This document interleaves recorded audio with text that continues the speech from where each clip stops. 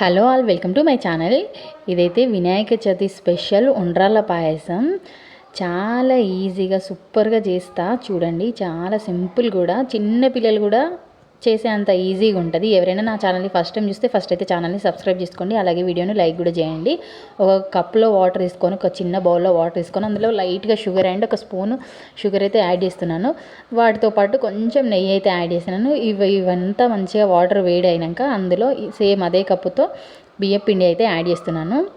Rice powder ఇది add చేసుకున్నాక ఆ వేడి మీదనే కలపాలి. కలిపినాక చూడండి, ఇంత వేడిగా అయినాక ఒక 2 మినిట్స్ తీసి పక్కగా పెట్టుకున్నాక అదే గ్యాస్ మీద మళ్ళీ పాలు కాగబెట్టుకోవాలి.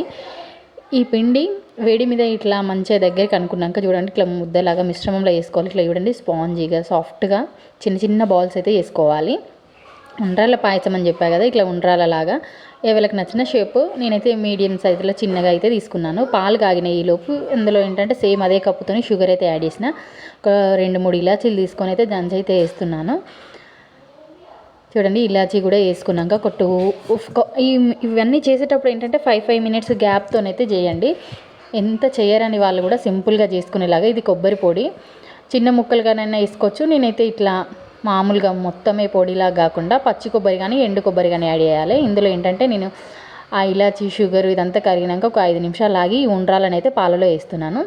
ఆ ఉండ్రాలు వేసినాక ఒక 5 మినిట్స్కి మళ్ళీ సేమ్ బియ్య పిండి తీసుకొని వాటర్ వేసి కలుపుకొని, ఈ పిండి కూడా కొంచెం కలుపుతున్నా, ఎక్కువ ఏం తీసుకోలేదు. చూడండి, జస్ట్ థిక్నెస్ కోసం అట్లా కలిపిన.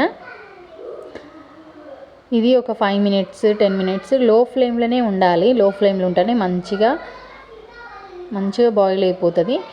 ఇవంతా వేసినాక చివరిలో ఏంటంటే నేను కొబ్బరి పౌడర్ యాడ్ చేసిన. ఇందులో మీరు ఎండు కొబ్బరి కూడా యాడ్ చేసుకోవచ్చు, లేకపోతే పచ్చి కొబ్బరి ముక్కలుగా కోసైనా యాడ్ చేసుకోవచ్చు. పచ్చి కొబ్బరి కానీ ఎండు కొబ్బరి కానీ, కొబ్బరి ఎక్కువ వేస్తే మంచి టేస్ట్ వస్తుంది. చూడండి ఎంత వేడిగా సూపర్గా అయిపోయిందో.